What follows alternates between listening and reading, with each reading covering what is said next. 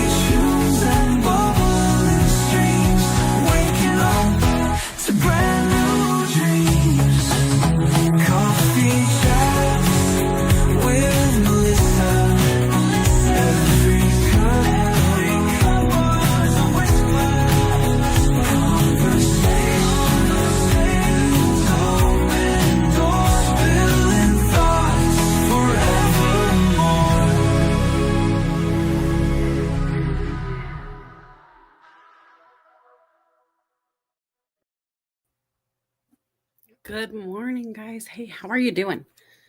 Listen, it is Saturday. It is kind of rainy here. I'm excited. It's overcast. I didn't get to see the sun come up, but you know what? It is still a new day. And I'm excited about this topic because I don't know if I'm the only one, but deja vu is something that happens to me quite often. Have you ever had it? I kind of feel like Saturday shows can become like deja vu. If you open the show every week with me, you hear that great opening done by Mr. Aaron Gibson. And we talk about who I am. So real quick, let me cover that. I am Melissa Houston, cultivator of dreams, motivator of human capital. And what that means is I help people like you figure out what they want to do when they grow up and then get a plan of action together to get there. Sometimes it's growing your business. Sometimes it's growing online. Sometimes it's just getting your mind out of the funk it's been in. But I've done a few startups. I've helped businesses grow throughout my entire career from many different facets within the organization, from entry-level cleaning all the way up to the one person that the owner returns to get updates on the business they left with me. So that's what you get when you come hang out with me on a Saturday. We do this once a week, 6 a.m. every Saturday, unless I take a break. I'm kind of a nice boss. I give myself a day off from here, time to time. But listen, I didn't invite a ton of people this week. LinkedIn was being funky. I got to tell you, every time I invite 10 people, it goes, hey, you can't comment for a while. I don't know why. I don't know why. LinkedIn has been punishing me. Anytime somebody tags me, I get put into ghost mode. So LinkedIn, hi, why? Let's talk about it. But if you have friends that could benefit from a conversation about that echo, the thing that happens in our mind where, we've been there before. We've done this. We've seen it, right? Have you been there? Truthfully, it's kind of creepy. The times where I've had moments happen that I can't explain. There have been moments that I'll share today, but genuinely, I just got to tell you, first and foremost, that I am a person who believes in the Christian faith. I also believe that I have no idea what happened beyond what we have captured in that book. And I know there's been some variations of the books throughout time. And if you know your history, kings have made some changes to the books. And so there's a lot of data, but not all of it is something that is exactly the way it was when we first received it, right? Because translations and times and don't have a cowman does not mean the same thing it might have meant in the 80s, right? So good morning, guys. I see you. I'm just going to go through the comments real quick and say hello to our friends. Look at Aaron. There you are, Mr. Soulman Life. That's the guy who did the show, the show opening, right? That's the song. He did it. Ooh, Ken Dunner. Chocolate and coffee are beautiful together. I actually like to do half hot cocoa and half French vanilla cappuccino, if I'm being honest with you. It's one of my favorites. Good morning, Miss Annette.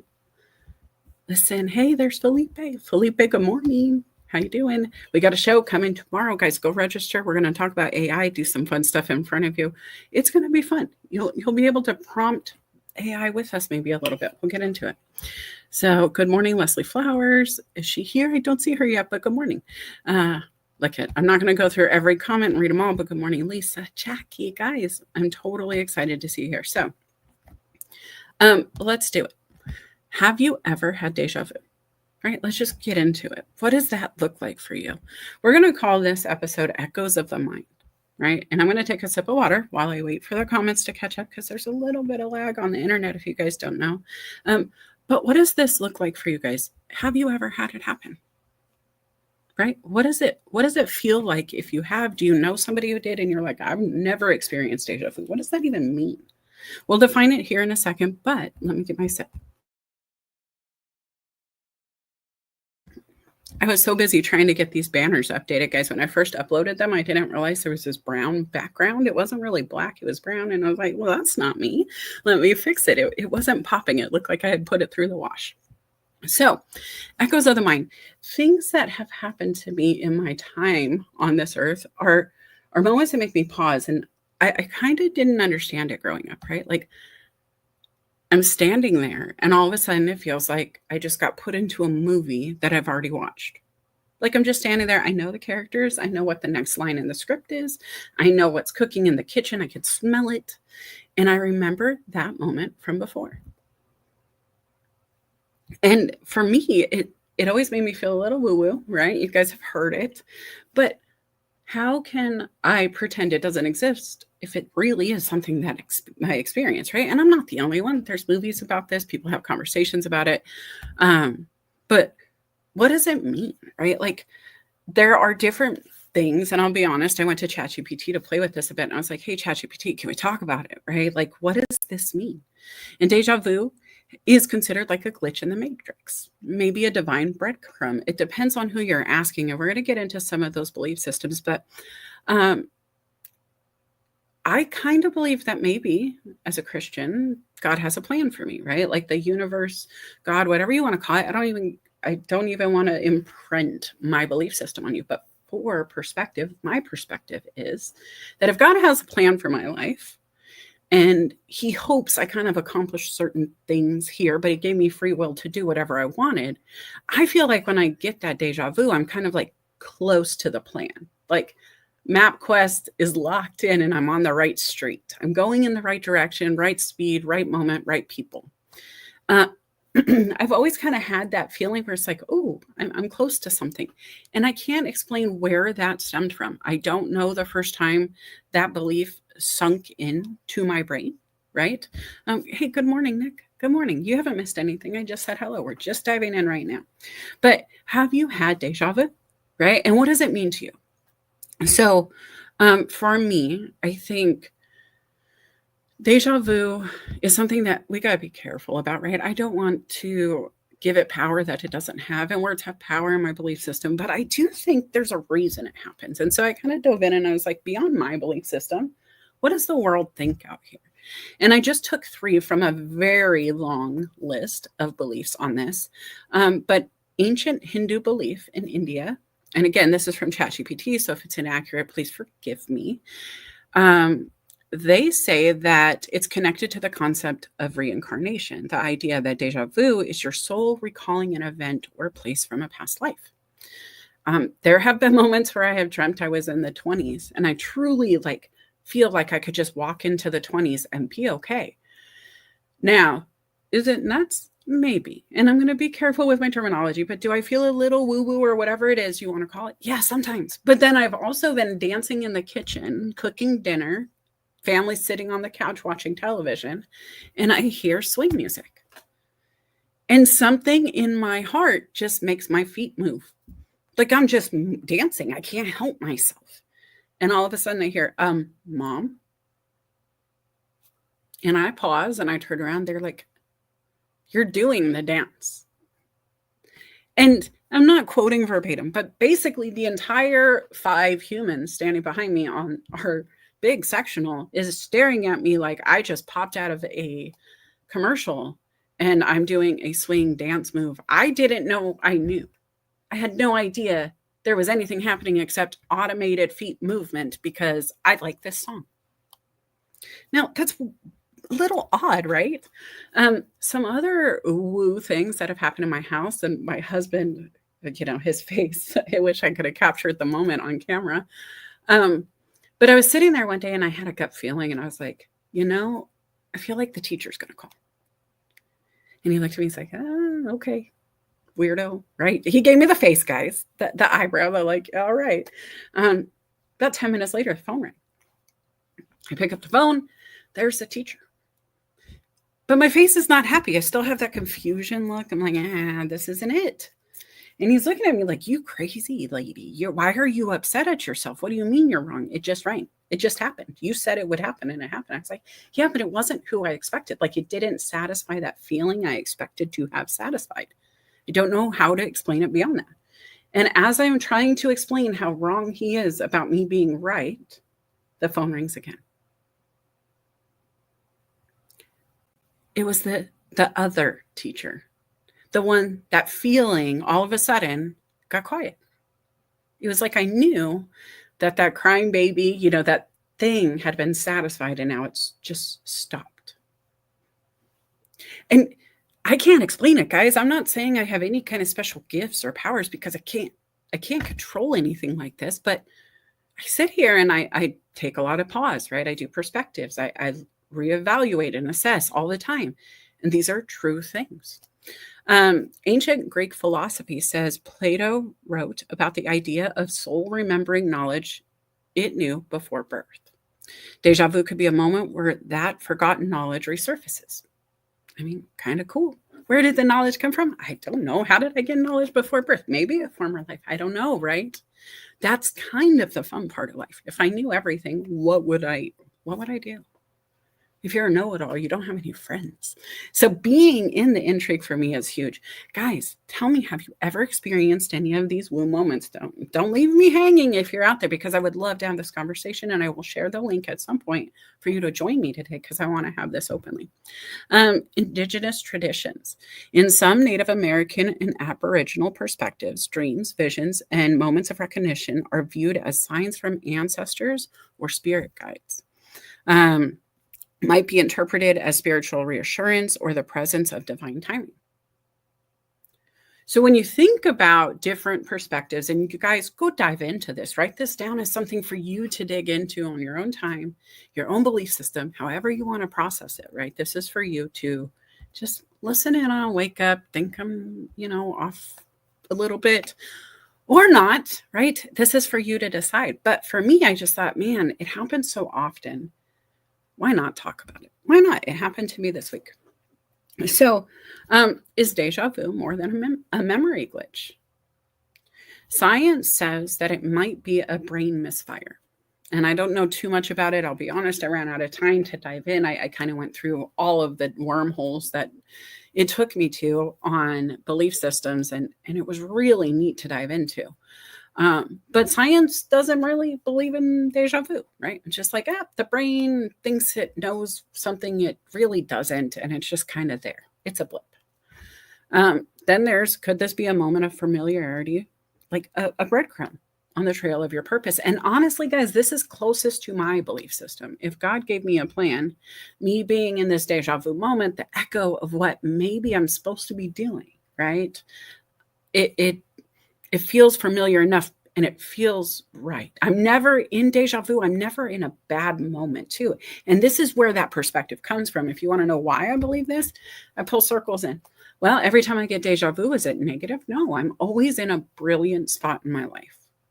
I just talked to somebody from England this week, so thank you for that terminology, guys. It just pops out. But I'm always in a really good place. I'm always in a wonderful spot when it happens. I'm happy and satisfied when I get deja vu, which is great for me because the movie Deja Vu did not have that kind of impact. How do we balance what neuroscience says with what our intuition feels, right? If I believe that God has a plan and I'm kind of echoing in it, but science is like, no, ma'am, we don't have any belief on that. We're not at all. We think we have some proof to the opposite, or maybe we're, based on our scientific belief system and what we can prove, this is what we know. And that's cool too. I believe in science. I'm a big fan, actually. Science was one of my favorite classes because I like to do experiments, especially ones that make colors change. Fun. Okay. Is deja vu a sign that you're fulfilling part of your higher plan? I believe so. When have you felt this before? Guys, I want to talk about this with you. Have you had it? Were you, experiencing the same kind of belief system as I was? Were you having a bad time? Is that something you've experienced that maybe I haven't yet? Right? Think through that stuff. I'm going to go ahead and move forward. Again, just asking the same questions, right? I had some fun with the slides, and I'm flying through the topic a bit today because I really want to talk to you guys. This is one of those moments where I can keep having this conversation alone, but then eventually it's going to feel like an echo, right? Another moment though, moments of unexplainable connection, let's call it. Right? I had my goddaughter. Her name is Mackenzie. I met her mother when we were teenagers, and I was not the biggest fan of her mom. Her mom seemed to be like the antithesis of who I wanted to hang out with back then. But we became friends because of a mutual friend, that overlap, that one human who connected us. Long story short, somebody was trying to fight her while she was pregnant. Can't let that happen, especially as a teenager. I was so willing to dive in and just make sure that didn't happen. And so I went, defended her honor in a way, and we began a friendship. Like whatever had been not great before was fine. Years later, right, or months later, sorry, I end up being homeless as a teenager, and her family was willing to let me come stay. At this time, she's pregnant. We hang out a lot. We become really close. She has the baby. She makes me the godmother. This baby and I, super connected. I mean, from the get-go, I fell asleep holding the baby. I cuddled like it was my own. I remember falling asleep with the baby, and then I had a dream Mackenzie was falling, and I hear, "Give me my baby." And I open my eyes, and my friend's trying to take her baby, and I was just like in the dream, making sure the baby didn't fall, right? I was connected. She is about 5 years old at the time of this story, right? The one that I'm about to jump into. And she's sitting in the back of the car in Arizona. They're driving home. And it's early 2000s, guys, maybe 2005. Cell phones aren't in everybody's pocket yet. But my friend has one, and we don't use it a ton because she still has a house phone. But Mackenzie looks at her and says, "Hey, Mom, Godmommy's calling. She's calling." And so my friend looks at her phone and says, "No, she's not." She's like, "Yes, she is." And she's like, "Okay." But she remembered looking at the phone, seeing the time, having something in her mind going, "I have to get there on time." And so she remembered the time that it happened. She got home later after that experience and saw that I had indeed been calling exactly when my goddaughter Mackenzie said I was. Now, that's not exactly deja vu, but it is a sign that maybe there's something more out there than we know about, right? I recently found out, and maybe I'm just talking in waves and echoes and sound. And if you just think about how it bounces off the wall and just how it moves throughout space and time, right? Plants. I have a huge garden in my house. You guys know I'm a big plant fan if you've been following me. I'm a big fan of growth overall, right? But plants give you that visual aspect every day. And so I love to play in them. And I found out that you can be 2 miles or so away from your plants and they will know you're getting close. They can sense you.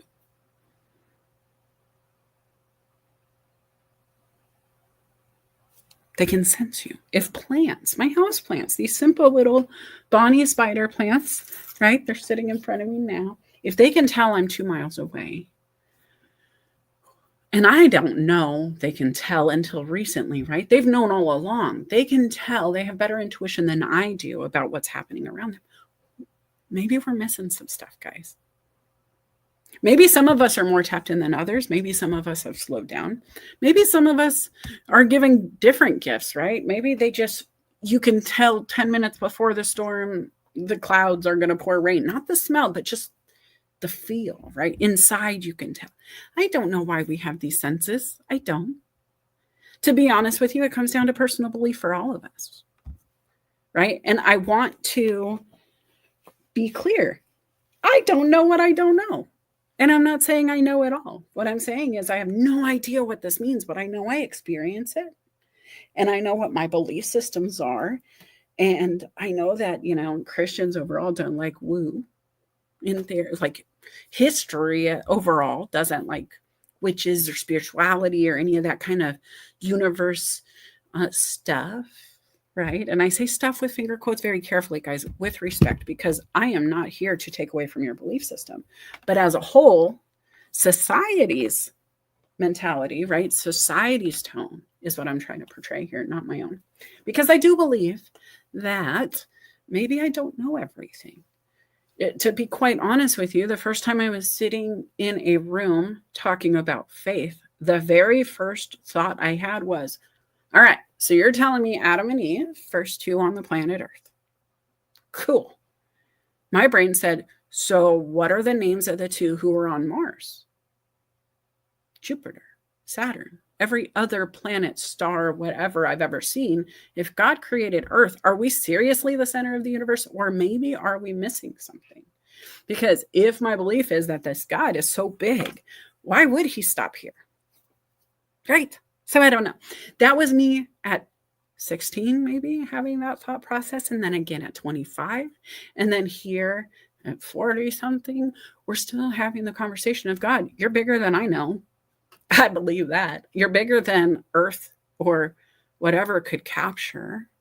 The human brain only using 10%. There's no way I could even try to pretend I understand the entire universe in every way, shape, or possible, right? I just don't. Even science, people who keep us alive based on their knowledge go, we can't explain how he recovered.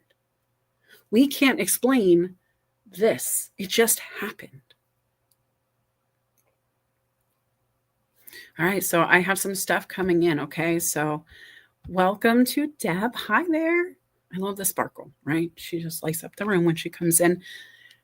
Lisa, I can't wait to hear what you guys better come up here and tell me about the conversation. I know you know how these microphones and stages work, so message me on LinkedIn. I'll get this code shared out to you guys soon.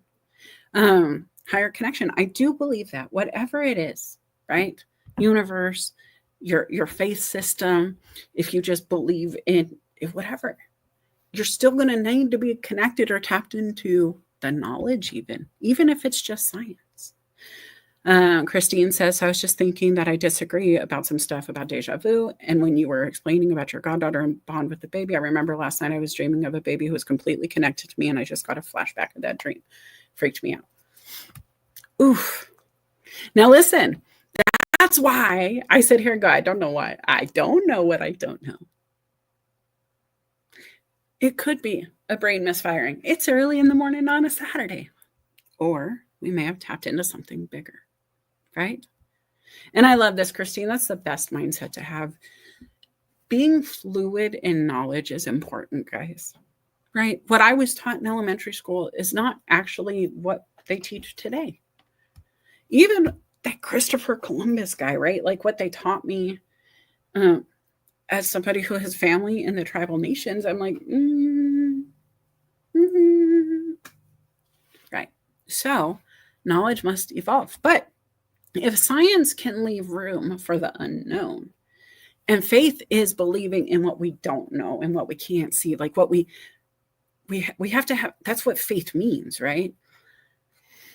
Let's just kind of talk about what we believe in. That's all we can do. And I believe in both. I'm a big fan of the Venn diagram. I believe in science and I believe in faith.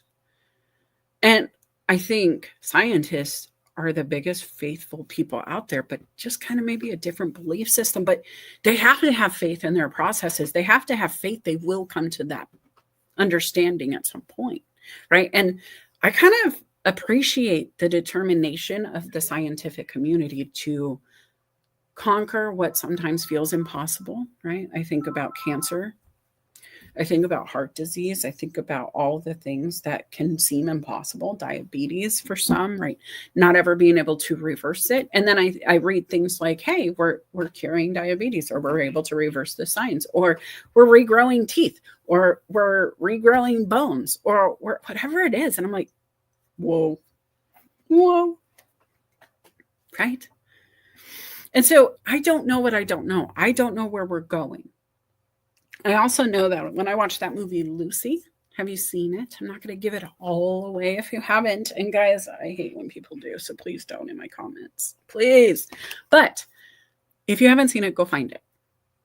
It is something that probably won't align with a lot of faith-based systems, if we're being honest. But I will say, for me, the ability to think beyond what we know, to take the concept of Doctor Who, to take the concept of space and time and really understanding it. And if we could tap into what we know or don't know, the matrix, the child, is the spoon really there, right?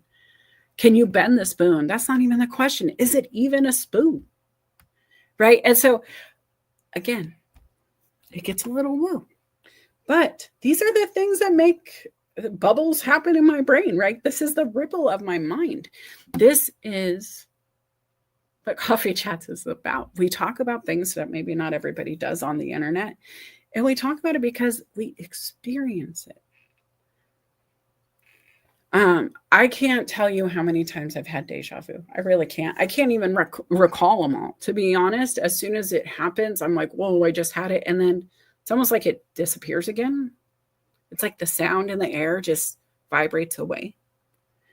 Unless I tap back into that moment and it happens again, or I get close. I've had the same memory recall twice, or deja vu, or whatever it is, right? I've had it more than once.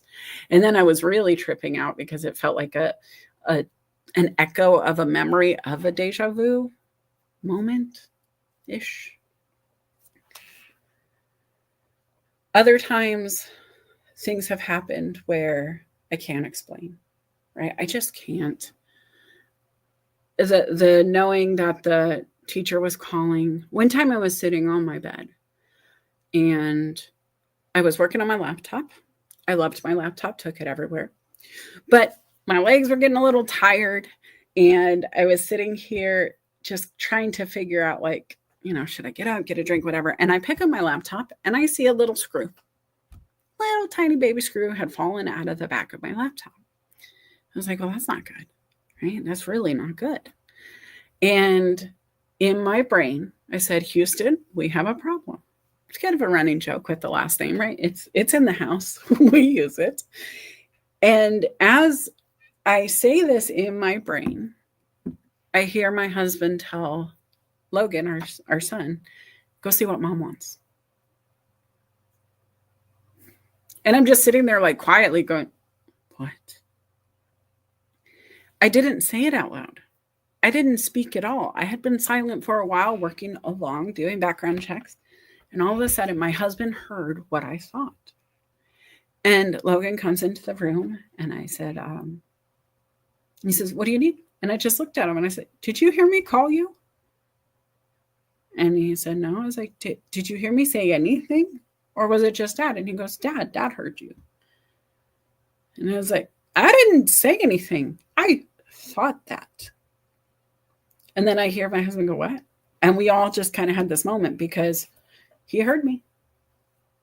There was another time where I was cooking and I had told my husband, hey, we're going to eat from scratch. I really want to lose weight. No more sweets. Stop bringing the sweets home, because he likes to do it. He does. He likes to bring me cookies and cakes and fun and stuff. And I know I'm complaining about a man who brings me baked goods, right? But at that time, and here we are again, I'm really trying to be good about my diet, make wise choices. I want a long life. I have grandchildren. I want to live forever-ish, right? Until my body, for a while longer. I need some more time. But as I'm making the strawberry compote, whatever, on the stove, as I'm thinking, okay, we're cooking from scratch. You want something sweet, you'll eat this. I'm really thinking about the donuts that are scratch meat just around the corner at the little bakery. And so I'm thinking to myself, stop and get donuts. Come on, husband, stop and get donuts. And I'm really sending him this brain message. And he comes in and he didn't have donuts. And I was mad. And I was like, oh. I said, I wanted donuts. And he goes, oh my gosh, I almost stopped and got donuts. Like something told me to stop and get them. But then I remembered you told me not to. I interrupted my own brain waves. But guys, is it timing? Is it the fact that maybe it was a weekend day and he knew that we do baked goods and coffee on the weekend? Was it habit? Was it genuinely just sending the facts via mental brain waves? Right? What do we believe? What do we know? Have you ever had this happen? Where maybe you thought of somebody and then they called you out of the blue. You hadn't talked to them in years. And all of a sudden, there they are. Because these are things that happen and I can't explain them. If you're expecting me to explain it to you, I'm sorry. All I can do is explain my experience within it, because truth be told, that's all I understand. Right? I don't know why it happens. I don't know beyond my belief system of thinking it is maybe God's plan coming to fruition in my life, the universe being in alignment. If I don't have deja vu, when I've thought about the times where it kind of got quiet in my brain, I really wasn't doing things that I felt like I should be, right? Like maybe you know the feeling where you're laying on the couch and you're like, I should get up and go do the laundry. I should get up and go do the thing. And you just kind of don't. When I'm doing the kind of don't feeling, I am the furthest away from feeling deja vu that I ever get. Like I'm not in tune. I'm not tapped in. I'm disconnected, and intentionally, right? That's what the couch is about. You want to disconnect. You want to get in there and really just relax. But how long do you stay there? What is the purpose of your life? Are you working in your plan? These are things I think about when I'm not feeling like I'm hitting all the pillars. Now, recently I made some decisions, right? Recently I'm doing some shifts. I've had some stuff happen in my workplace where people are getting promoted on, people are getting hired on, training's happening, big sale, big new stuff. So a lot of different changes, but also this time of year, springtime, I am all about cleaning out what's not important, addressing the things that aren't working, like all the stuff that's been broken through winter, like get it working, right? Get your motorcycle out of the garage and fix it or whatever it is. Take that craft project off the desk, get the dust off of it, and complete it kind of feeling. And I don't know if I'm the only one who feels that way, but this is that moment that when I start getting back into action in a serious way, really diligently, just cleaning the deck, getting rid of the clutter, making room for those echoes, right? Because truth be told, the more you have in a room, the more dampening it gets. Do you know? Like, have you ever moved into an empty apartment? And if you say, hey, it's so loud. And you don't mean it to be. You're almost yelling by just speaking in an empty room because the echoes are super loud.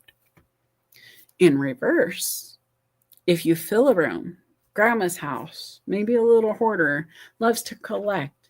Every space, every inch is accounted for. And they're beautiful items, but it's a lot.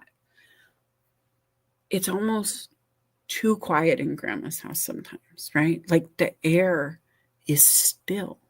There's no movement. And there's actual factual science behind that because airflow, right? It's interrupted by things that block it. If there's a structure, it will cut the wind and you won't have that movement where the structure is. And so the more structures in a room, the less fluid and movement it is. And let's talk about the universe's message, guys. Let's talk about God or whatever belief system you have.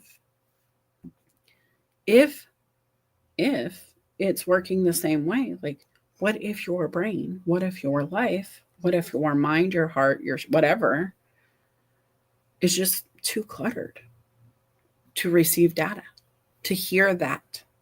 Maybe that whisper from the universe, your belief, your faith system, your higher power, maybe you need to empty some of the stuff out, actually do less to get more. Does anybody resonate with that? Do you feel what I'm talking about? Because doing less to get more seems silly, right? Like what kind of human does that? But truth be told, when I go on vacation and then come back, I feel better. My mind is working faster. It's like I rebooted the system overnight. You shut off your computer, you wake it up, it gets a moment to, turn on its juices. It runs better than if you left it stagnant overnight. Think about trying to work in a crowded room of people versus a quiet room where the noise in your head is the only thing you have to listen to. Think library. There's a reason people go to work in a library and not at a music concert, right?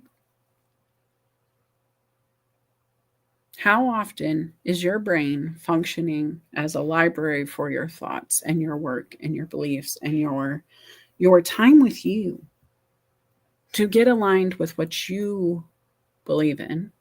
Your noise, those whispers in the back of your mind that say, hey, start your business. Hey, get that side hustle going. Hey, this is not where you're supposed to be.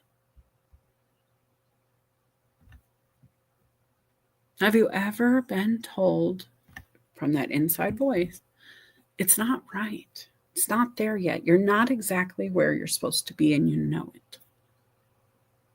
Is it all for me? Like it's almost like I can't focus if I have too much going on, right? Common sense. But even if it's self-induced, even if I'm really excited and let's just say self-care, right? Let's get into it. We're going to slow down. But as I slow down for self-care, I'm doing a facial peel and I'm painting my toenails and I'm clipping my cuticles and I have to exfoliate. And then I got to do like a 6-step skincare routine and I got to follow the procedures. And what did it say I have to do after I rinse this? And then I got to do what? It's not slowing down. You're just shifting gears to a different to-do list. Now, if you just go and let somebody else read the procedures for the facial care system, that will allow you to maybe use your brain while they do the work, right? You can experience stimulation without having it be loud. Maybe self-care is just being in a quiet house. One of my favorite things to do when I'm not on LinkedIn, when I'm not in my retail store running it, as a manager, you don't get a lot of quiet time in a store. Either the customers or the team need you.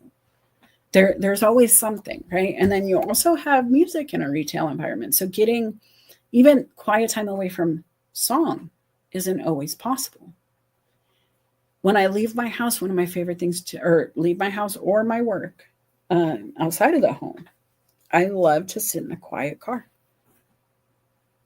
I love to give that space to myself where, yes, I'm driving, but my thoughts are my own. Beyond the, hey, I should make a left here. Hey, I should slow down, right? And it gets automatic. But once you get into that other space where you're doing something like dishes, washing your hair, I have so many amazing, brilliant thoughts in the shower because there's nothing else going on. I can't be bothered. I'm not taking people with me, right? Like this is a personal time. You're washing your hair. You're stimulating your brain is what my grandma used to say. I'm going to go stimulate my brain. And she would go into the shower. But as a parent of 8 children, I can imagine it was a quiet time for her. Sometimes, right? Depends on how many bathrooms were there. Carolyn says, yes, my brain can't handle the noise. I have to shut down. It's good to know that about yourself. And so how often do you do it? If I'm not, and I'm not saying I'm using like deja vu as a mile marker, like, hey, I haven't had deja vu this week. I should probably take a nap. That's not it. But it is really neat when it does happen for me to feel like, oh, I've realigned with what I'm supposed to be doing. Like it feels right. The universe has me where it wants me and I'm doing the thing I told it I would do. God, when I prayed and said, hey, have your way with my life, just make sure that I'm aware of how we're doing this. Like keep me in the loop. Just show me where I'm supposed to go. Make it clean, make it clear, make it concise, right? Make it simple because I'm busy. And I don't want to miss the message and I'll slow down to hear the message, but I'm also busy. And God, you know this because you keep putting stuff on me. So can you help? Right? Truth be told, guys, I talk to God the way some people talk to ChatGPT. And I just had this epiphany in front of you. I'm sitting here thinking to myself, wow, that sounds like some of the prompts I do. Can you just make it clear? Right? Can you break this down into bullet points? I don't need all the extra. And what's crazy for me is how simple it really can be when you talk to God like a human or the universe or whatever, insert here, right? Please don't be offended by my use of the terminology because this is my own belief system I'm sharing. But when I go, hey, God, it's me, Melissa, just like the book I grew up on, It's Me, Margaret, where I just say, hey, you know me. Well, what was my purpose here? I don't know. I'm kind of trying to figure it out, but can you help? Can you help? Where do you want me to be today? And then truth be told, guys, whether it's this deja vu moment, whether it's just, feeling, sensing it's right, or having a nagging urge to call somebody or to reach out or to go, hey, your name is floating in my brain. Why? What's going on with you? And that's something that I'm not alone in. Because when I've talked to others about it, they've said, yeah, it happens to me. Yes, I've done this before. When you look at faith systems, monks and different people who go into the quiet and get still, and then, they're people who say God spoke to me or the universe spoke to me, or they get that clarity and we believe them, right? Or many of us do. And ask yourself why you would believe somebody who says that. And then if you believe them, do you also experience it? Or is it just faith that they experience it and you believe that they did? I don't want you to feel like somehow you're less than or you're not firing all cylinders if you're not able to communicate to your husband. You want donuts mentally, right? Because I can't control it. If I could, he would be great. But can I slow down, take pause and go, wow, somehow he had that gut feeling. I wanted donuts. I somehow, I was sending out a signal going, hey, I need the sweets in my body. And he was hearing inklings of it. There was hints there. The fact that he heard me say, Houston, we have a problem. And I didn't speak. My goddaughter, right? Knowing I was calling when she wasn't at her home, but I was ringing their home phone. It's not just me receiving, there's connection. And I don't know why. I don't know if it's because I slow down enough.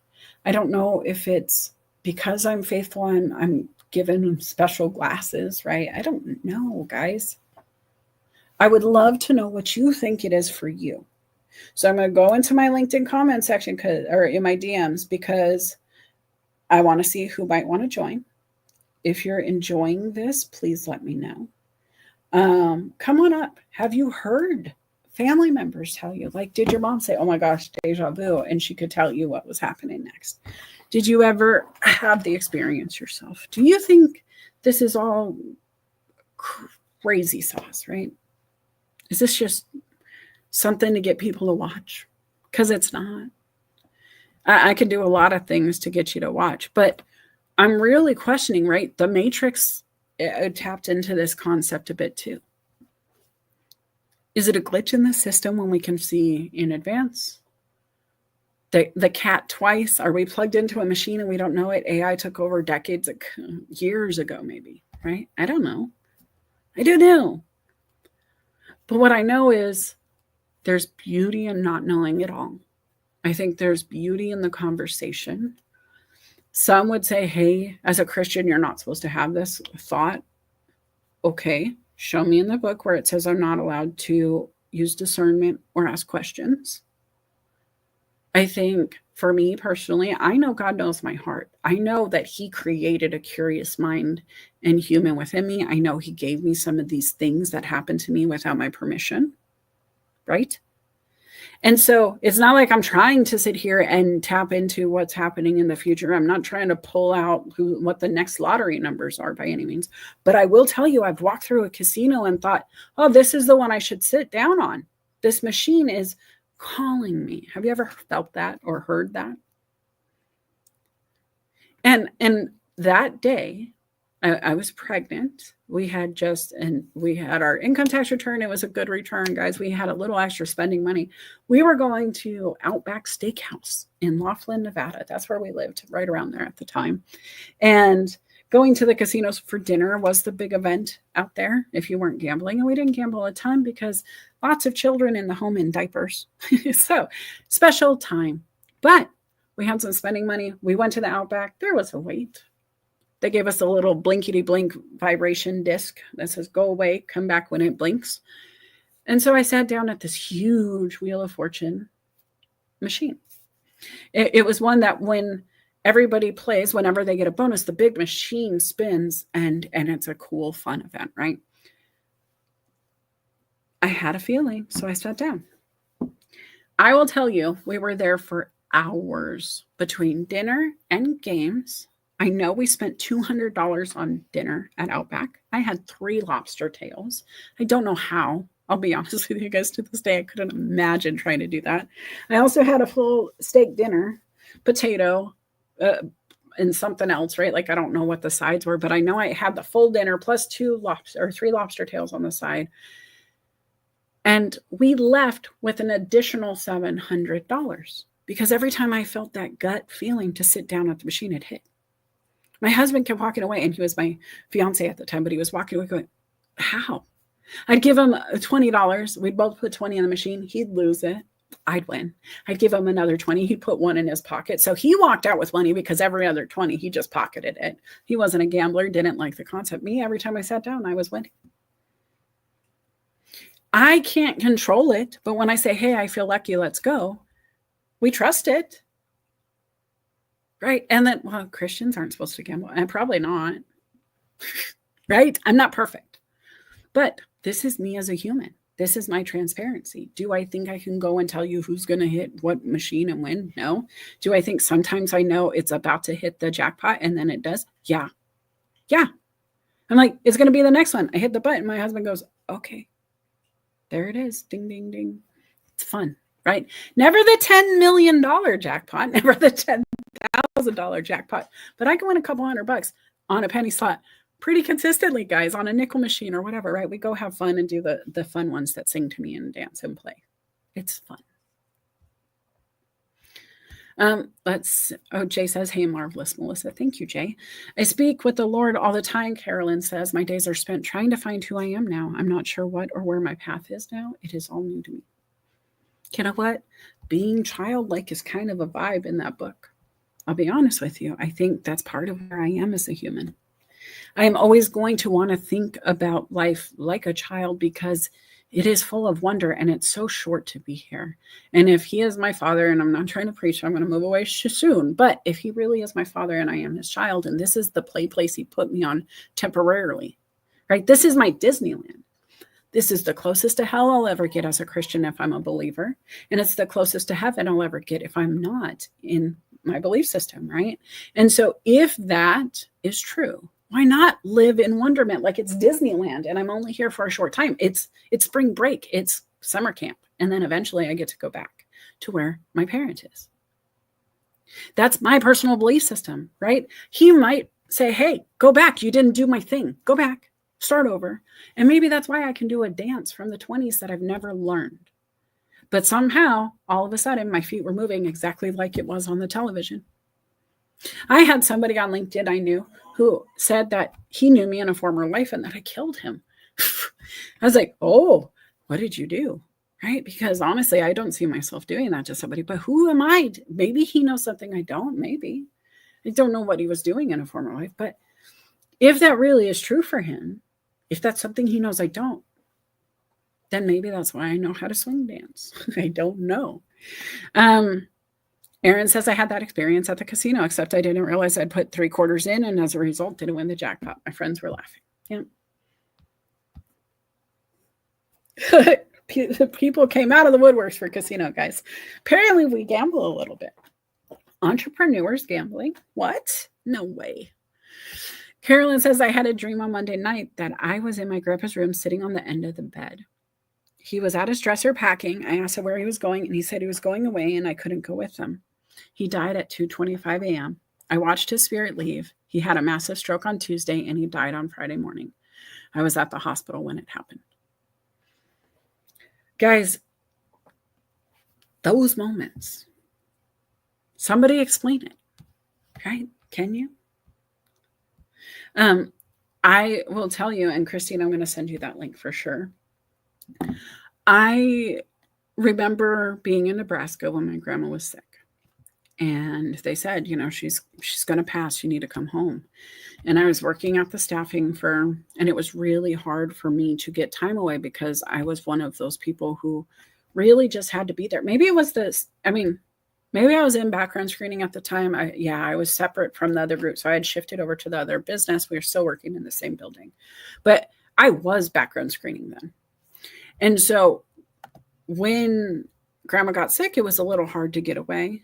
I needed a little extra time. I couldn't just drop that day and go, but there was an airline that was in town. Allegiant Air had just started in the town I was in, and they had a Thursday flight. So I said, I could be there Thursday, Grandma. I'll be there Thursday. And she said, well, what time? And I said, 10 a.m. She said, nope, you'll be too late. Okay. And then she told me not to come. She made me promise because she knew I would be too late. And so she said, don't come, Missy. You got to promise me. And I got to tell you guys, I don't want to get emotional. I might. Telling my grandma I would not come to see her good off, right? To make a promise not to return, to show this lady who had meant so much to me that I loved her. And she said, you show me you love me by telling me you're not going to come. So I did not go. I listened to Grandma. I made my promise. And she passed away at 8 a.m. Nebraska time. I would have been late. I would have been 4 hours late for the flight. I would have just been boarding my flight and not have been told she passed, and would have landed to find out the news. She knew. I can't explain how. Science can't explain how, but they'll tell you there are patients who know. There are moments where my mom, as a little girl, said she woke up in the middle of the night and she was sitting on the bed with Her sister and her shared a bed, right? Because my grandma had so many kids. And she woke up and her sister was sleeping, and her Nana was at the foot of the bed just by the cedar chest, just at the end of the bed. And she said, Nana, are you okay? And Nana just looked at her and kind of did a wave and then was gone. And I believe my mom. She has no reason to lie about this. A little girl seeing her Nana and then her Nana's gone the next day. That's got to be one of those moments, right? Something that sticks with you. And my aunt said, I remember waking up the next day and nobody was listening to your mom tell everybody that Nana had been in the room last night because they just dismissed her. They're like, no, she was at her house. No, she wasn't here. She wasn't, honey. She was at her house. And her sister's like, no, she was there. She told me as soon as she woke up, she was there. Now, I don't know. Was it a dream? Was it ironic? Right? I don't know. But what I do know is this. I'm happy that I don't know it all. Right? We started with that. Being a know-it-all doesn't get me anywhere. Having the conversation, though, so maybe you don't feel like you're the oddball. You're the only one who has these glitches that somehow it feels different. Like this goes back, guys, ancient Greek philosophy. This is not just one belief system. This is something that's historically been utilized over time, right? Something that has been mentioned or hiccuped or not hiccup, mentioned as hiccups or mentioned as experiences throughout written history, and not just one culture, but all cultures. Now, that can be said about a lot of things, right? There are people who used to think that curses were illnesses and vice versa. And 7:00. And I'm not to argue those things. But there's a history here.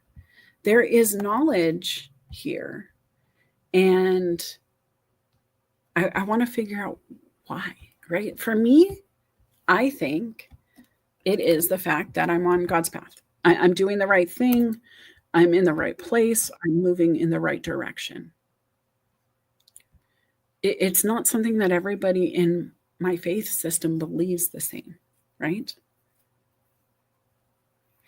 And so come share. I know I have a few people back here now. I'm going to bring Chris up to the stage. Christine, welcome, welcome. How are you? Oh, I'm unmuted already. I'm good. This is really, I've just really enjoyed sitting back and listening. And I was going to do that today, but I wanted to share because I was raised Catholic and I was like one of those Irish Italian Catholics that, went every Sunday, went to confession every Saturday. But then I always say, like, by the grace, I used to say this when I was more cynical, but by the grace of education and age, I just think I have a unique story. Because when I went to college, I was very, I guess, raised kind of, just around the same people, working class in Brooklyn. And it just, whatever. I wasn't exposed to a lot of different ideas. I mean, except for maybe Jewish people or something like that who didn't believe in Jesus. But when I got to college, I had professors like saying, well, why do you think they don't believe in Jesus? It's because of what they're exposed to. So if you're raised a certain way, and especially if adults are telling you this thing, you're going to absorb this. They didn't use the word brainwashing, but when I was very much a cynical know-it-all, that's what I would say, or that a lot of world religions have common threads, like the virgin birth, eating the body, like some sort of form of cannibalism, a sacrificial lamb, a resurrection. A lot of the world religions or other religions, these are common threads. And that people mostly, they don't want to die. They want to see their loved ones again. So there's a real hook there to get you to believe, right? And if I start questioning everything, the whole thing started to fall apart. and it really fell apart on me. And fast forward many years later, when I got into recovery, they were saying, I didn't even want to try certain 12-step programs because I was like, this is never going to work for me. And I had a friend who had done it, and I was like, she had a traditional faith, and I'm like, it's not going to work. But I think because of that, I was fortunate because everybody was very accepting, and they were like, oh, whatever the higher power is. And it's a very wide hoop to walk through. And I just started opening my mind more, and also opening my mind to other people. And ironically, throughout my life, I really gravitated towards religious people anyway, even though we didn't agree on that. I became friends with people like that. But I'll try to wrap it up. Like, I had an experience once, and they always say you have to have a personal spiritual experience. You can't just, I just kept an open mind. I really just kept an open mind. And like you said, I don't know what I don't know. Why am I so sure? Like, maybe I don't believe, in the religion I was raised necessarily, but why am I so sure that I know everything, or that there's not a lot of mystery in the world? And when I was first in recovery, and people were saying, like, when I said I was an atheist, they said, how's that working out for you? So it wasn't really totally working out. And I was not as much of a positive person as I am now. But the experience that I had was, one of my nephews gave me this book that was called the Divine Matrix. And it was this book that used a lot of science and a lot of religion, and showed like the overlaps, or how science can't explain things, like quantum entanglement. When you separate a particle at like miles apart, and you do something, you affect that half of the particle, the other one behaves the same way. There are so many things like that science, how it happens. Well, this really emotionally impacted me, and I was reading it, and I just got this thought in my head. It was a beautiful day. I was driving, the quietness in the car, like you said, to get out and take a walk. I started walking because I always had sneakers in my car when I was working and on the road. I was in a place I didn't know, and I was feeling like emotional, like I was almost crying.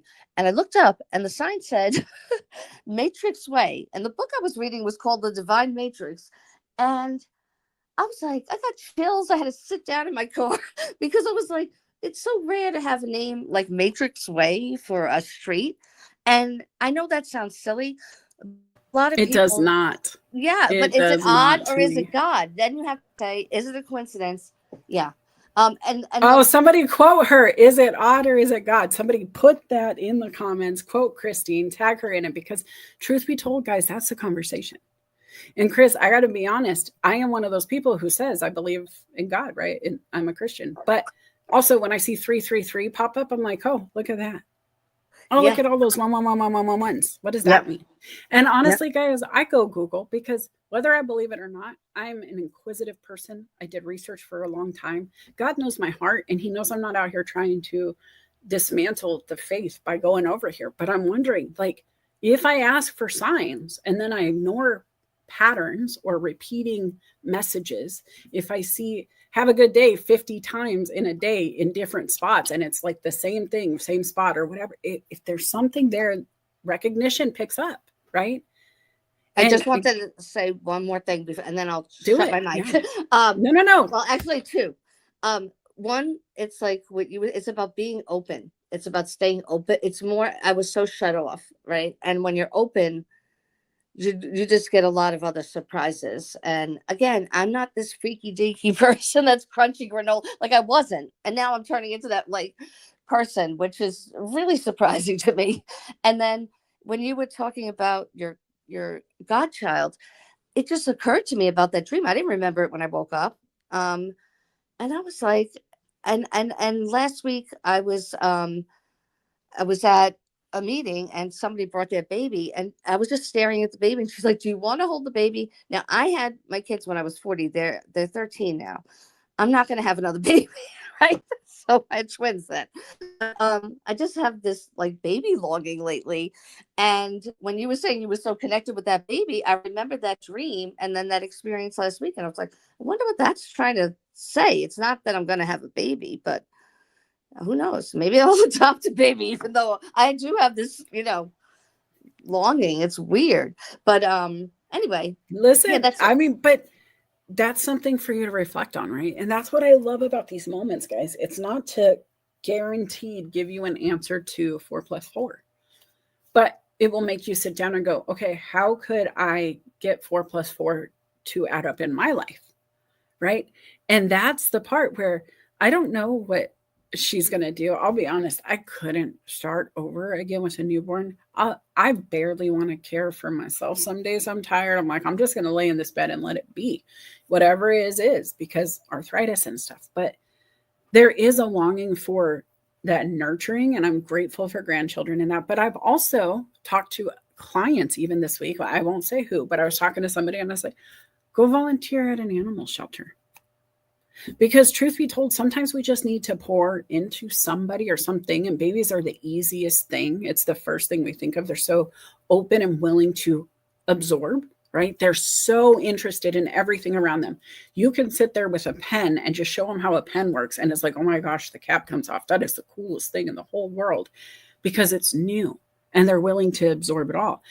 And then I meet adults sometimes and they're like, I don't want to look at your pen. I don't care. I don't care. And why don't they care? They don't even know why they don't care. They're just shut off. They have no interest in new data. They don't care.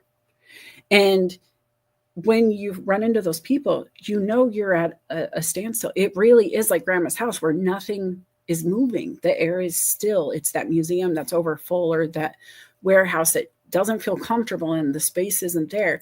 But if you take the same stuff out of that storage shed that's overwhelming and packed to the brim and put it in a museum or a gallery, there's value, multi-million dollars worth of value in some senses. But when it's all cluttered in a space in a storage, it's worth whatever the highest bidder would pay once that thing comes up.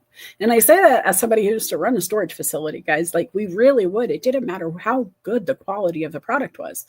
When the auction happened, it started at $1, and wherever it ended, and it didn't matter what the true value was. It was whatever happened because of the way it was presented. That same art, that same vehicle. I saw a mint car that could have went onto a car show floor room anytime, right? Really just beautiful. Go for hundreds of dollars instead of thousands, multiple thousands. And so when you think about that stuff, guys, how are you presenting yourself? Where are these thoughts in your brain, and what kind of room are you putting them in? What kind of space are you giving them in your life? Are you taking your crafts, your passion, your favorite thing, and shoving it in the corner, and then you have to pull it all out and figure it out? I've done it. I do it. I still have a pile of crafts always. I don't think I will ever be able to get past that pile of crafts, Chris, unless I finally get that craft room. And I promise if I do, I will be live streaming from the craft room, right? And that's a dream. But would it be too cluttered? I don't want it to be cluttered. And so you start thinking about your space, right? The feng shui and all of the different things they talk about. There's value there, value beyond what I know. But is there scientific value? Probably. I bet you there is something there. I don't know what. If somebody has a scientist who can tell me like the value of decluttering a room from a scientific level, maybe it's mold spores, right? I know airflow, if you have too much stuff and you're not moving it around, it can injure the house. In Arizona, if you don't move your closet and vacuum, you get scorpions, right? There's value in shifting things to not let anything get stagnant. And still, water being stagnant becomes deadly. That's Water when is people life. go on vacation too, is so you're in a a different kind of space where it's pristine, no extra anything around. Exactly right. You need to pull yourself out of the space to go. I was writing books, right? I wrote with Nick. She's the publisher, co-author with a lot of friends in the comments here. And one of the weekends that I was really supposed to dive in and get it done, I took myself to a hotel room. I took myself away from all of the things that keep me busy. Even sitting here on my live stream, I could be in the comments. I could try to respond like others do. But I get so distracted by my plants. I'm like, oh, they're so pretty. And I just enjoy looking at them while we're talking. And maybe it's because, I feel the vibrations they're sending me back. Maybe I get hugs because we're sitting here having this conversation with them. I don't know. But it was even that had to get away from me so I could focus on something for others. That's not a problem, right? It's refreshing. Your brain wants new. It loves that fresh notebook. It loves that new pack of pencils, right? There is nothing greater than that first day of pencil when you pull it out of the box, right, Christine? I mean, how many times did your smile automatically happen when you pull out the fresh box of crayons or markers nice. or whatever? Yes, very satisfying. And guys, we're not the only ones, right? We're not the only ones who feel this way. And so how often do you give yourself a fresh sheet of paper? Oh my God. How I have to often- tell you something. I swear to God, this is true. I was thinking, I'm not kidding. Like, I'm getting my makeup on now, and I was going out to like the paper store to get a new notebook and a nice pen. I'm just saying, it's freaking me out. Listen, right here, not coincidence. We are cause in the matter of our lives. We co-create. And that's so true, Leslie, right? We have to be part of the conversation. We will write our story either way. Either it's going to be written for us or we're going to pick up the pen and get into action and write it down. I love a fresh page on a journal. My planners that I have on the website, you can shift them. That's what I love about them. And I got to give a shout out to Happy Planner. Go to happyplanner.com. They are not sponsoring my show by any means yet. Happy Planner, get at me. But what I love about them is you can move their sheets of paper around. And so let's say I take a bunch of notes during the show and I'm like, okay, this is cool, but it's just a dump page. I can pull it out. I can rewrite the notes and it's fresh there. I can take that dump page and I can go put it in a different journal where it's my dump journal. Now, all of a sudden, I just move the sheets around. Maybe you call me randomly as a client and I don't have my client book with me, right? I'm on the go. I do have my planner with me. So I just write it on a random piece of paper that's in my planner. And when I get home, I move that page to my client notes. And guys, it works every time for me. I like a fresh month. I hate getting into a planner and mid-year, your planner has to lay open the whole time. It drives me nuts. Or you got to flip obvious. back through to get It's to the obvious center. that you need to be plugging Happy Planner at for money.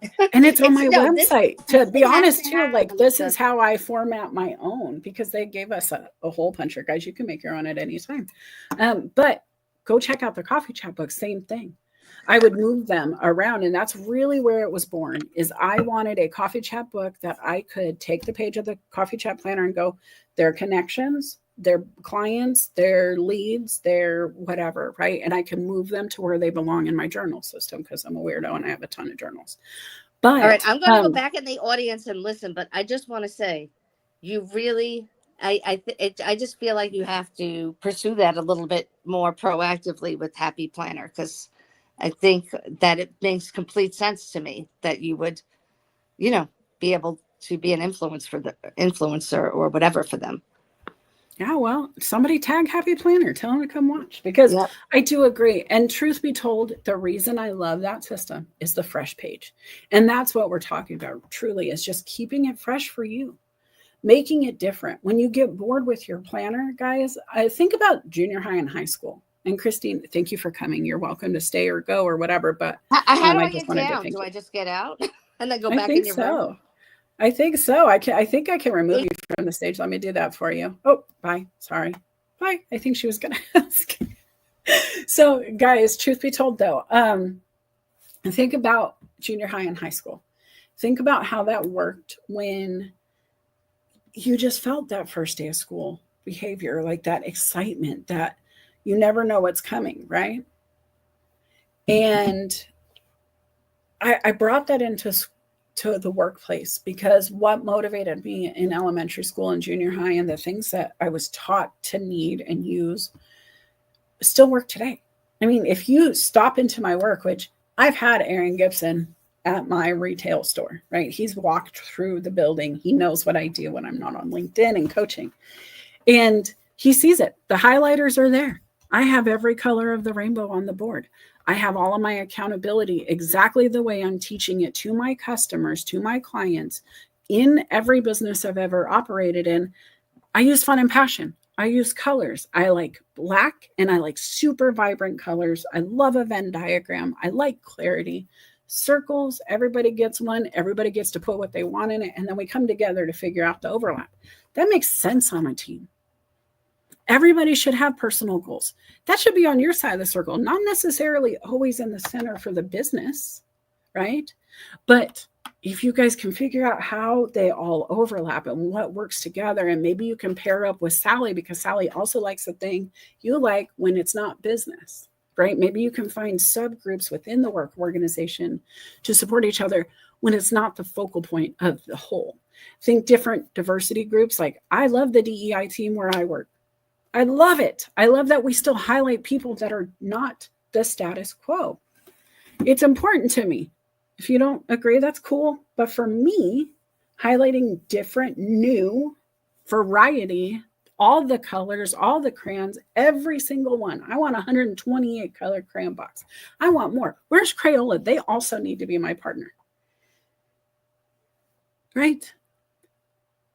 And when you think, but genuinely, so I love that. I love the subcommittees in groups where I like that there's marketing and sales. Sometimes, though, they should overlap, right?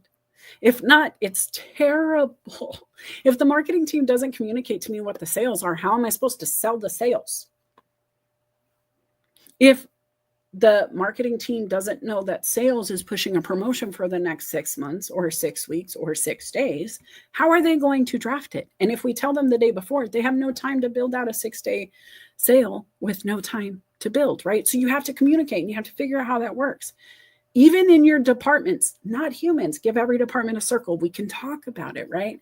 And so clarity in any way, but you get deja vu in business by repeating the same problems. You feel like last year looks like this year. You feel like you've seen these numbers before. You feel like you're fighting the tide again. That somehow it feels exactly like it did during the last issue, the pandemic maybe, right? Think about these things and how do you change it so it doesn't feel like deja vu? Like not genuine deja vu where we're talking about feeling, seeing, whatever, but deja vu of repeating the same life. Sometimes it's just happenstance that we feel like it's the same life over and over. Now, I do want to add more people to the stage. Remember, Melissa does not do video on her show. So if you want to join, please just make your bubble a picture of yourself. Because what's cool about coffee chats is we don't have to dress up on a Saturday. We can have these conversations without showing our face. And we like that. This is where it started, was audio events. And we're going to keep it that way for now. There's other shows coming, guys. I'm going to be on video. And if, let me take a moment. If you're not following me on YouTube, if you're not going to see my face over there, why not?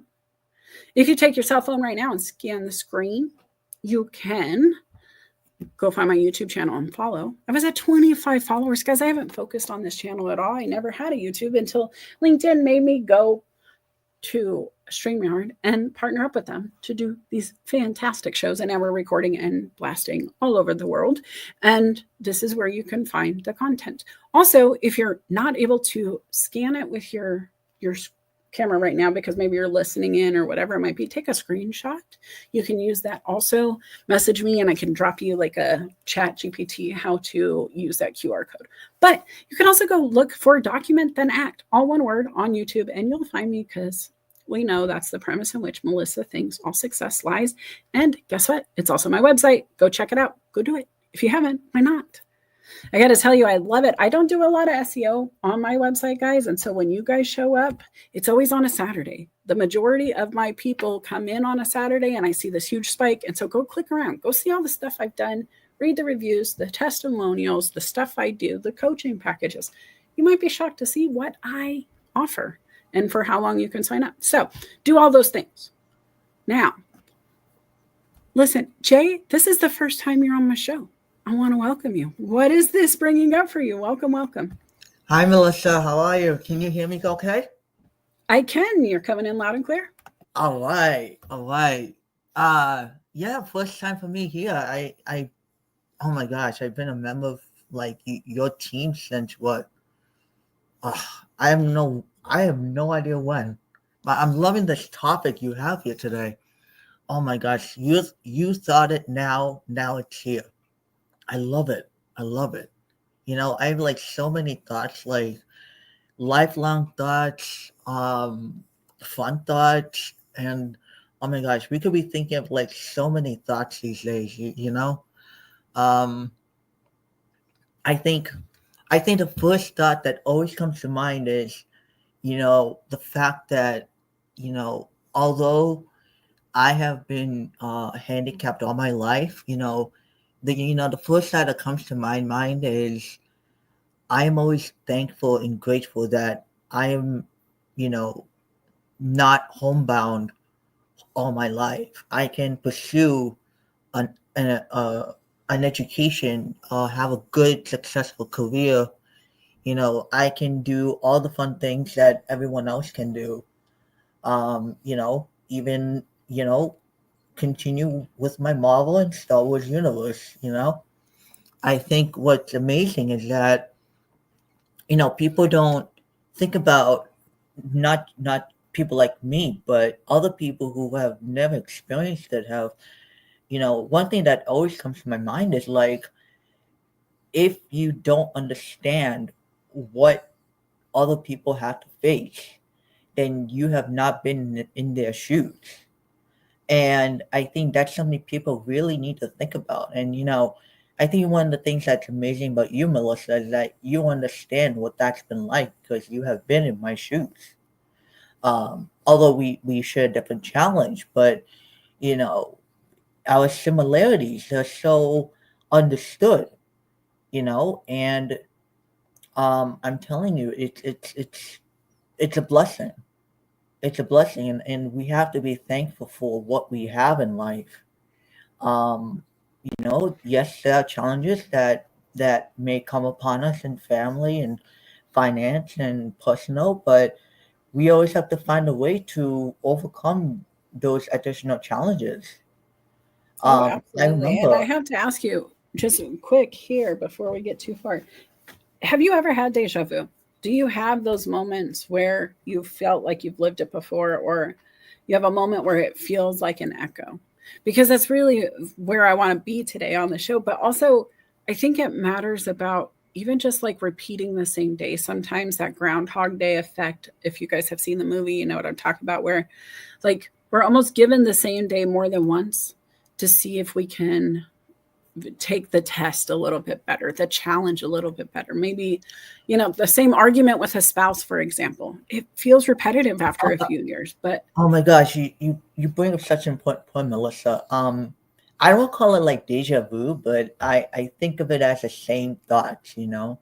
Um, you know, you may or may not want to believe this, but I am actually an only child in my family. I don't have any brothers, any sisters, any uh, quote unquote girlfriends, I should say. But I'm I'll be very transparent here. Um, the same thought goes to my mind. You know, uh, I always wonder like how our life would have been so much different if we had that additional support in our family. How would that benefit not just me, but my parents as a whole? Right now, my dad is uh, going through a health challenge right now, and he's getting better and better every day. But I'm always keeping an eye on him, making sure that he's taking all his medications. He's doing his medicine at night when he goes to sleep. And the same thing with me. I always have to think about making sure that I go to bed on my ventilator when I go to sleep at night. And that's just that's a interesting and scary part for a family is that both of us have something that's impacting our health, and I always think about like how different our life would have been if we had additional support in our family.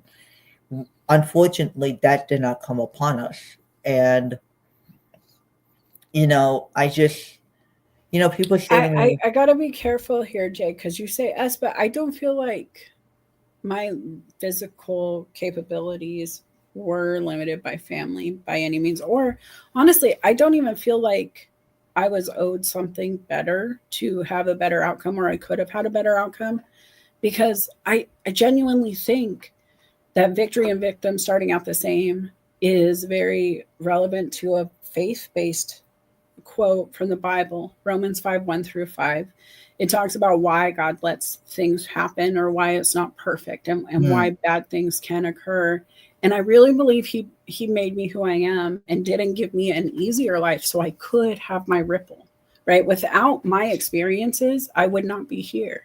I might have been a lawyer, I might have been a doctor, I might have went and served in the military for a bunch of years and done high level intelligence and background checks and whatever else, because all of those things feel like they would fit me perfectly. Except my purpose, that prayer every day, is, God, have your way with my life. And I think the reason I have arthritis might be so I didn't go do a military career.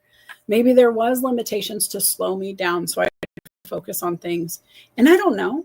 I don't think God always works in the nicest ways. I mean, I've seen some terrible things happen to believers in the Bible, Sodom and That's Gomorrah, true. and like Yeah. whatever, right? But as I don't want to blame my family for not being more, because I genuinely believe every human gave as much as they could in the moment for me. I don't want to speak for you, but I also want to be clear for my family, because I really think they worked with what they had to the best of their abilities. They just didn't have the best stuff to work with.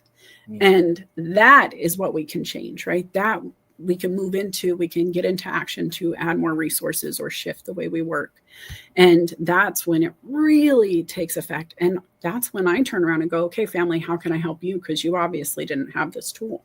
So I send them my YouTube, and I send them the books, and I talk to them about why I was able to break away from the things they haven't broken away from, or why I felt it necessary, at least, to explain my why. But please continue for you, for sure. Yeah, no, and people always tell me like, "Oh, Jay, you're so lucky. Ah, you don't have to worry about sharing your toys. You don't have to worry about watching movies with anyone else but yourself." And I'm like, "Yeah, that's true, but once you step into my shoes, you realize you understand it, and and that's maybe I'm looking at it differently, but I try to move away. I try to, as best I can, to not think about it. It's hard not to think. It's hard not to think about it, and it's hard to think about it. It's I, I'm not. I don't know. I guess that's just how I think of myself. But like I said in the beginning, I'm grateful that I'm able to come up and advocate for myself and advocate for others who share similar or maybe different challenges uh, that I have. You know, I'll I'll I'll I'll share a brief story, a brief one. Uh, um, so when we had the Star Wars Day debut on the May 4th, I someone had made a post, and I had replied with a nice picture of of my shirt with I think a baby Yoda on it, and I was just having fun with the May 4th, and uh, someone someone someone replied to my picture saying, "Hey, is that a Tie Fighter around your neck?" I'm like, excuse me, and I was like, oh my gosh, did that that that person did not just ask me if that was a Tie Fighter around my neck. And I really had to advocate for myself because I felt like I don't want to come out as a harsh person. I don't want to come out as offending.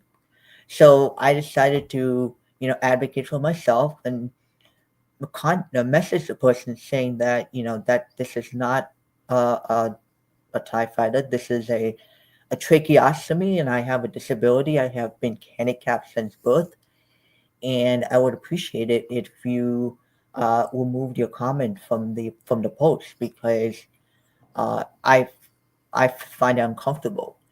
And he was able to amend it right away. And I was thankful that he was a Star Wars fan. But yet, I decided to advocate for myself and say to remove the comment from the post because I didn't feel comfortable having it up there. And I think that's something we all have to learn is that we have to advocate for ourselves, no matter what our And challenge Jay, and I handicap totally is. agree. I totally agree. Now I want to stay on topic though. So how does that tie into today's topic? How would you say that came up for you in listening? Where was that moment for you? That moment for me was, and I'll tie into the word thought, is my thought was, how do I approach this? How do I handle the matter in such a way where I don't become, you know, I don't become angry. How I don't release my emotion. I don't feel emotional. I don't feel like I don't bring up my frustration on the person. That was my first thought. And then my second thought was, no, I need to advocate and I need to say how I feel about the comment. Because if we don't, and the thing here is, whenever you're on social media, you always have to think about what you say before you publish, and that's the final thought that came to mind. So Okay. that's Listen, all I I want to say. appreciate you joining for sure and sharing. And guys, that's the fun part of the show is everybody gets to come up on the stage. And Jay, I appreciate your support. I know we're new friends and that this is your first time here, but I know you're in my comments often. And I'm glad you finally did the Star Wars conversation because I know you wanted it. Tomorrow, please join Felipe and I because we are going to be live and we would love to have you there too. Thanks for coming. I would love to have you. I love seeing your comments in the social Saturday groups. Oh, I appreciate that. I work a lot of Saturdays. They are taken over by my other stuff, but I definitely try to be out there and at least listen. I like to put one headphone in, and while I'm doing other things, I listen, and I just can't always be very active in the comments. But listen, thanks for coming. And guys, go check him out because he's going to be live at 9:00 Pacific today. So go follow him. Jay, I'm going to move you down. So guys, I just want to tell you this show has definitely been a fun one, right? I don't usually do topics like this. I try to stick to business and mindset, but I really feel like this is something that affects the human. And humans are in business and they have minds. It's kind of a thing. It's kind of how it works. Getting into the deja vu moment, I just want to kind of cover what we've covered, right? I want to make sure that everybody got what the overview here. What I really believe deja vu is an echo of a story already written for me. I believe in God's plan. I believe I do have free will. It talks about it, right? That whole Adam and Eve thing, they got to eat the apple and then here we are. Or maybe, right? Question mark for you. I'm going to put it up for you. But for me, that's where I believe. Now, if he gives us free will and we can go and do what we want, is he going to send us back and give us another chance at life? Is it like some of the faiths say where we're reincarnated and we come back multiple times over? Maybe we're supposed to do the thing. And if we don't do it, that's where, we don't do the plan. He's like, hey, wake up again tomorrow. To-do list. Here you go. New version. Maybe you got to try it from this point of view this time. I don't know. I don't know what I don't know. But what I know is I don't disagree with other faiths because I don't know if they're right or wrong. I don't know what's written in history. I can't fact check it beyond what we think we know about the facts, finger quotes, right? Truth shifts with knowledge. What we knew about treating children for a cough in the 1800s is certainly not what we know today. We used to put leeches on humans for blood purposes and whatever. And this is not medical advice, let me just say, because now I'm talking medical history here. But let's be serious. There were some stuff they did back in the day that now maybe I wouldn't do. Maybe there's still cultures doing it. I'm not going to judge you. If it's working for you, great. I don't have the facts enough for me to want to beta test it. But there's history there, and humans wrote down stuff that was important. And I believe in documentation and action. And so we look at the documentation, and what they're saying is Humans experience it enough to write about it, right? If I can make us really agree on one concept on today, is that humans experience the experience of deja vu. The belief system as to what it is, different. Even science says it might just be a brain misfire. They even have some kind of accountability for what they believe this to be, right? And so if science is even leaving some gray area for that gray matter in the Venn diagram of what we know and what we don't, I'm just asking you to do the same. If you're a believer of faith and you believe a lot in the things you can't see, then this kind of probably just goes, oh yeah, that feels so good. It feels like that favorite pair of pajamas, right? It feels like that favorite throw blanket that I always curl up under, because I know this feels natural. This is something I experience. If you're a faithful person, maybe you really believe God's telling you, hey, yep, you're on the right path. It's that geolocator. It's that MapQuest just going, yes, hey, you're on Main Street. And at the next intersection, you're going to make a left. Right? Have you assessed your deja vu? Like, if you have them, right? If we can just agree that, okay, maybe you've experienced it. What do you think it means? Have you ever asked yourself, beyond the fact that, okay, maybe you're on the right path, but like what part of the path shifted? Was it a happy moment when you had deja vu like me? Every single time I feel that moment, that echo, that whatever, I'm in a good spot. What were you experiencing? Who were you with? Is it the same people? Is there something about the humans in your life? Like my husband, he was there when I said I was going to get a call from the teacher. And I got 2 calls from the teacher. And the first one wasn't satisfying my urge, my tingle, my tickle that told me it was coming, right? The second one did. And he was there. He was there when I thought to myself, Houston, I have a problem. And then he sent my son in to figure out what it is.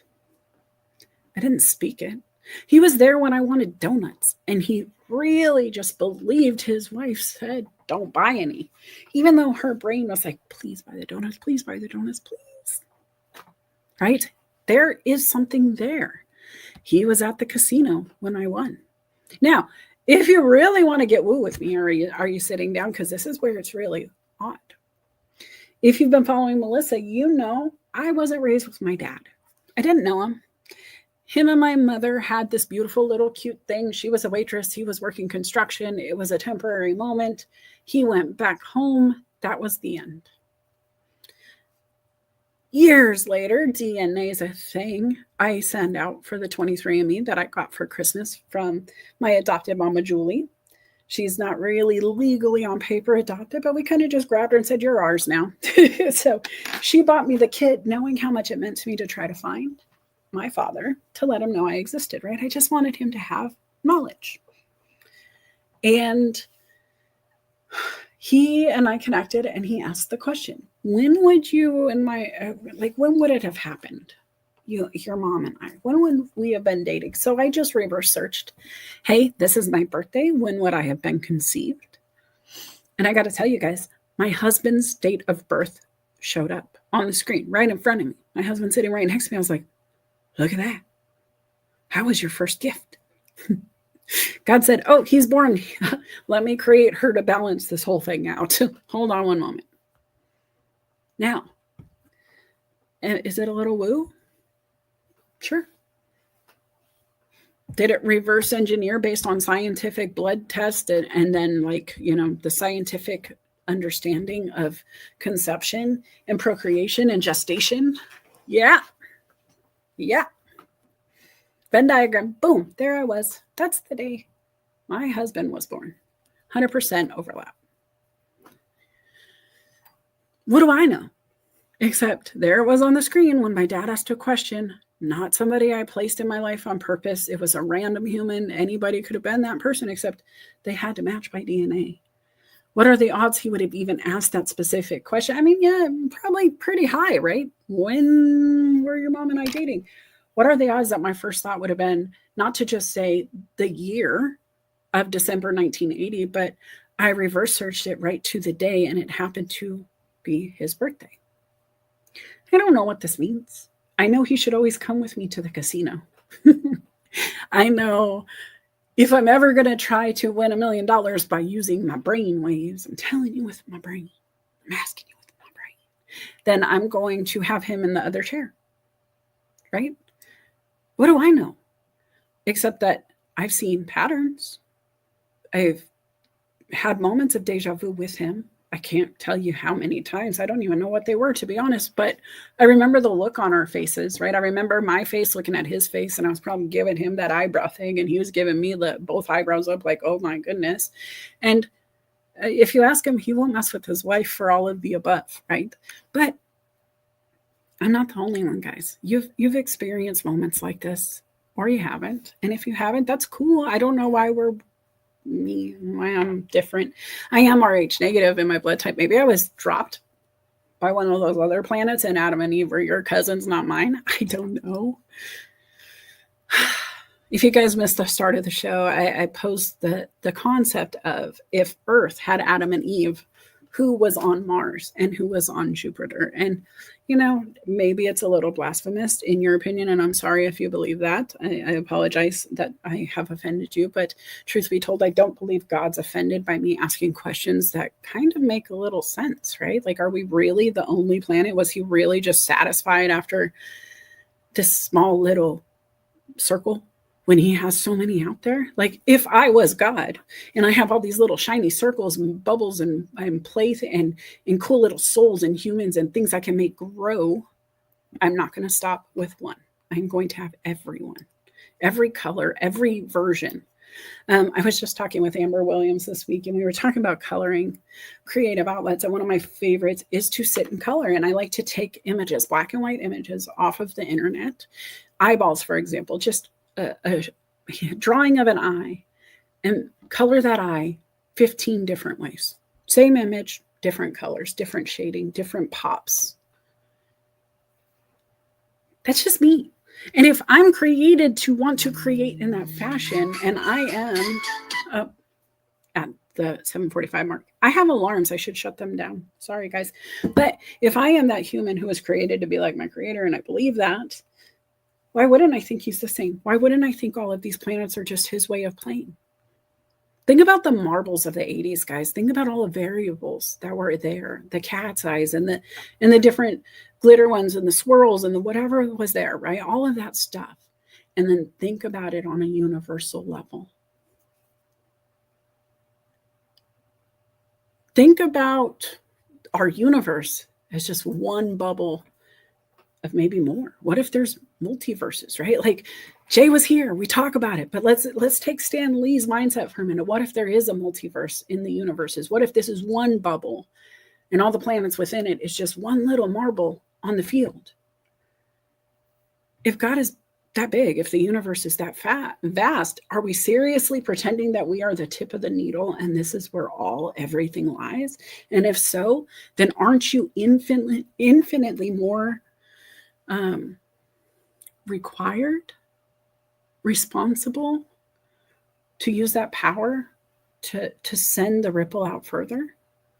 With great power comes great responsibility, that whole Stan Lee thing, right? If we are all, and you truly believe we are it, Earth is it, aren't you obligated to do more, to give back, to find that thing, that intentional action you're supposed to take for the purpose you were created? And I'll be honest, I really believe God gives us fun and passion in those processes. The things that we really love to do most are the things we're supposed to do the most, because God created us to do that. When I think about this conclave thing that just happened, right? Everybody was talking about faith, and I really was focused too. I got to be honest, I'm not Catholic, but I was emotionally moved by the process and the thought and the experience as a whole, to find out later that it's also an American Pope, first time in history. We're groundbreaking a little bit in that way. That was kind of cool, right? And I don't really want to argue about whether you think he's the right Pope or not, because I'm not going to. That's not where I'm at. But the process of it all was really neat.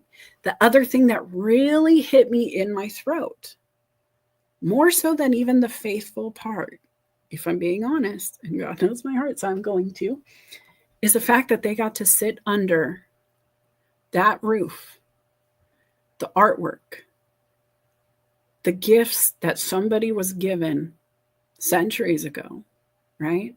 I don't know how long ago that roof was painted, but you're contemplating such a vast concept, right? You're literally, you have the weight of the world on your shoulder right now.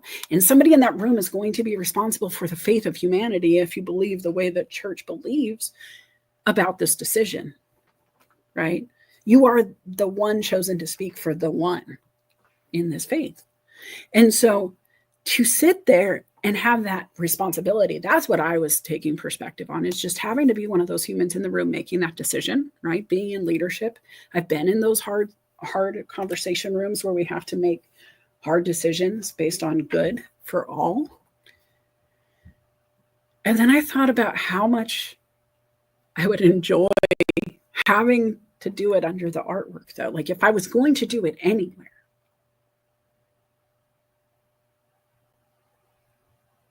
And so then I think about what Michelangelo's dad thought of him.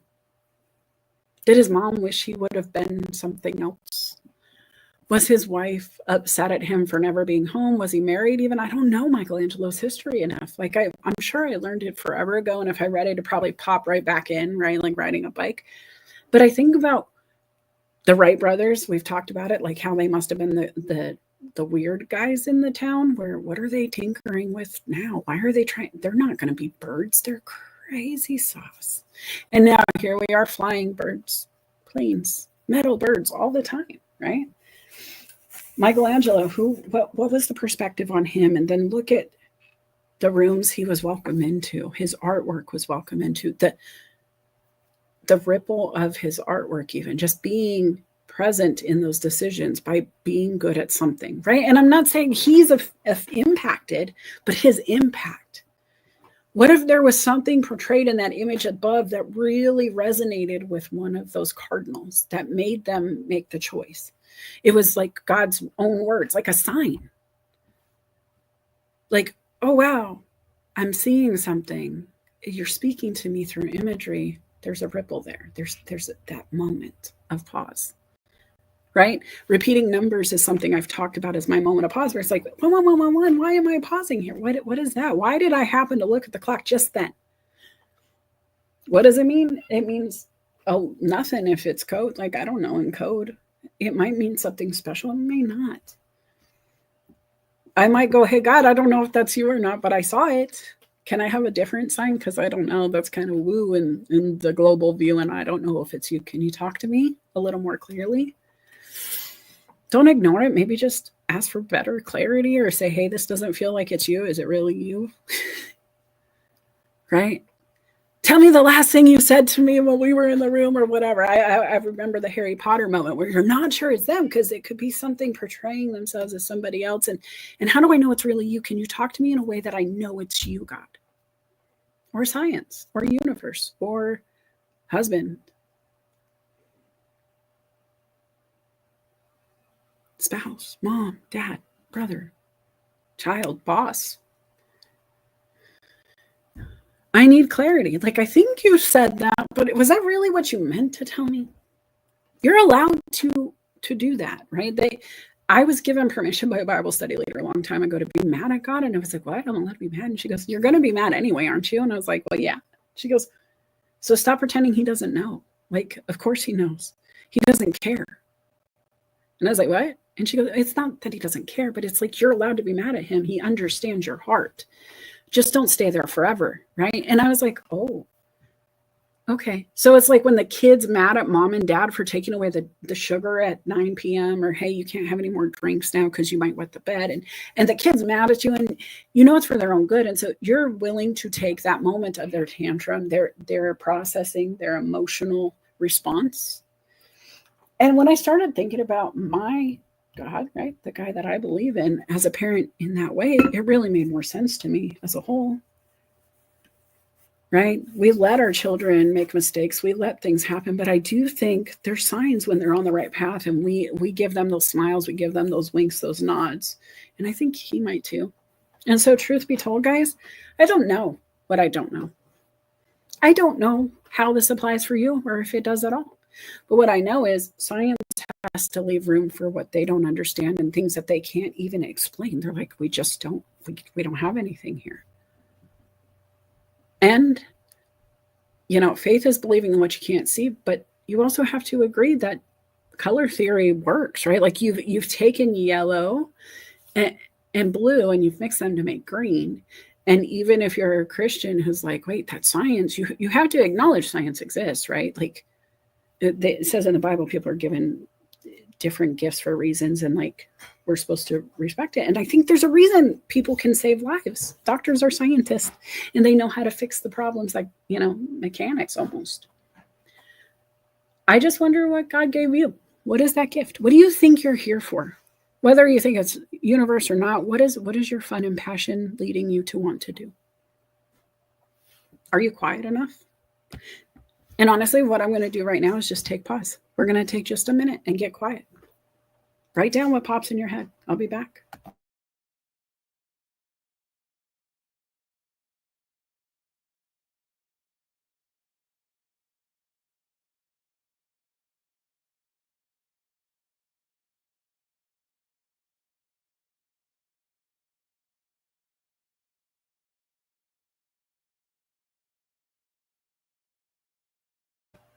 Are you actually being quiet?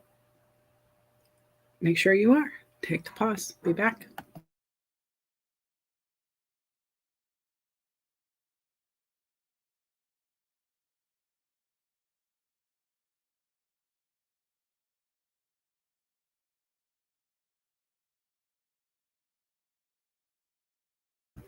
Okay, so that's close enough to the minute, guys. We're running short on time, but I was really tempted to go through these comments while you were pausing, and I didn't want to do that, right? I just want to come in and say, Jay, thank you again for coming.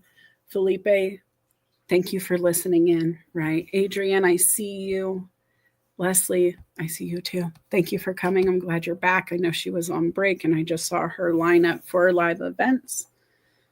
Meryl, welcome, welcome, welcome. Now, guys, what came up for you? What are you going to do? What are you going to do to change it this week? What are you going to do to get quiet? What are you going to do to make it different? Assess what we've learned. I'm going to go. I'm going to let you have some fun. I'm going to play my song and we're going to be back. Make sure that you go follow Felipe. We are going to be live tomorrow. We are doing an episode. Let me pull it up here. Let me pull it up. You see it.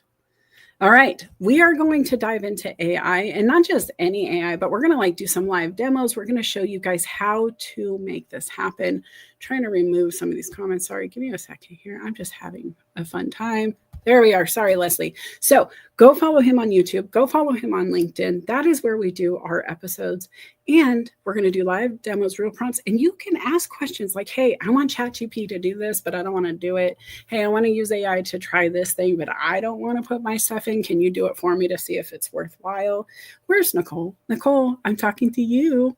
I want you to be there because I think it's very valuable in business. Obviously, so does Felipe, or we wouldn't be covering this. And so please make sure you're following us. We do that bi-weekly. And then also, guess what's coming? Guess what? This is coming. This right here. So go follow the business page if you're not. The Emotional Women is on LinkedIn. We are here to talk about emotional intelligence in the workplace, in recovery, in overcoming, in just kind of dealing with the stuff. Anything that creates emotion, good, bad, or otherwise, right? Even celebrating. We got to be careful. If we get too rowdy, we can break some things. We can hurt some people. You ever seen a mosh pit at a concert? That is all fun for them. It still hurts. So let's talk about how we can process emotions without maybe slamming into others, and go follow the page to do that. Beyond that, guys, are you checking out my website? Have you been there? Have you followed my business page? Melissa Houston Coaching and Consulting on LinkedIn is there. I would love to have you follow it all. Appreciate you coming. If you have suggestions for coming shows, let me know. I'm willing to cover them for you. That is what this is about. It is my give back to you. It is how I feel I'm supposed to spend my Saturdays. And so everything I just talked about today is exactly what I'm practicing. With that said, guys, I'm going to leave you with a song to dance out the day. I hope you come back next time. Take care.